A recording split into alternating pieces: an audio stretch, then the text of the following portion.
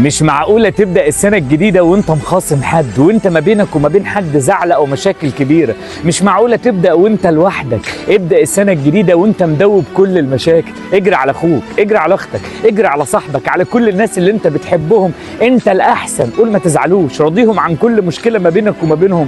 اغلب شيطانك، اغلب المشاكل، اغلب اي حاجة عايزة تدخلك السنة الجديدة وانت لوحدك. انت محتاج عزوة حواليك. زعلتوا من بعض بس بتحبوا بعض، زعلتوا من بعض بس ما بينكم ذكريات وحاجات حلوه، زعلتوا من بعض بس ما حدش هيقف معاك قدام العالم ده كله غير ناس انت بتثق فيهم. مش عيب يا ابني والله انك تقول انا اسف، مش عيب انك تطيب خاطرهم، مش عيب انك تجري على ابوك او امك او اهلك او زوجتك او زوجك او اي حد ما بينك وما بينه عشره، تقول له تعالى نبدا السنه الجديده واحنا مع بعض بنحب بعض ضد العالم كله. اوعى يا ابني تبدا السنه الجديده وانت لوحدك، انت اصلا تعبان ان انت لوحدك، فاوعى تبدا وانت لوحدك، لا ابدا وانت معاك عزوتك، حبايبك، اهلك، ظهرك، سندك، ذكرياتك الجميله قدام المر اللي موجود في العالم كله. اجري عليهم، قول لهم نبدا السنه الجديده واحنا ايد واحده.